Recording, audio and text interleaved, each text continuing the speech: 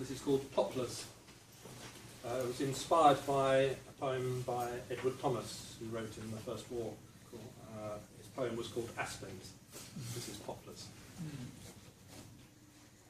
The poplars paint with passion landscape canvas.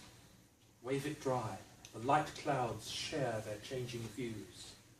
They shake and flutter, gossip, shrug and murmur, as Hermes breeze explains the latest news. Up along the hill path, gleaming wet with expectation, was that battle lost, and can wars be really won?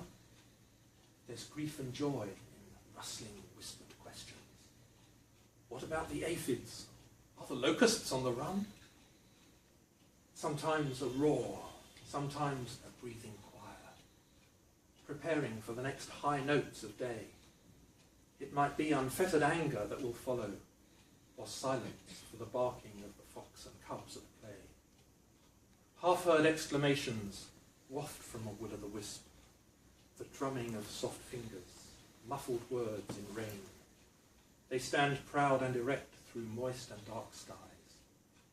Do the grey-wigged trees pass judgment, or perhaps they never blame? Theirs is not a forest, just a group of waiting hecklers of the passing stranger looking to the sky. In winter, they're choosing, shall I cast long shadows? In summer, dazzle, glitter in your eye. A clamouring of frogs along the rushy hedgerow pond, to the cracking of the dry leaves in your hand. The sound of tall trees talking, its crescendo, overwhelms the dying languages of man. They bow in unison, absorbing strength of feeling, as blasts of bleak air storm across the wild. These poplars fizz with sinister foreboding, aloof above the thin cries of a buffeted young child. The tumult interrupted by the creaking shuttered bough. Will it stand resistant, or to nature's fury yield? The rasping roots pass messages, they're nudging in their trench below a row of windbreak soldiers in defence of naked field. The wet and cool November misty sunshine knows its time. Winter will replenish what the autumn turns to rust.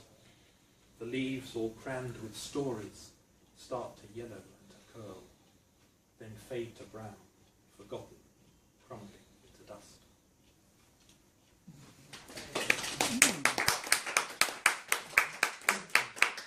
I love the idea of the noise, not the noise they make, it's sort of the sounds that the trees make above them. And sometimes we just don't listen to it, we just see it as a... You can often tell the poplars they rustle more than most. That's it.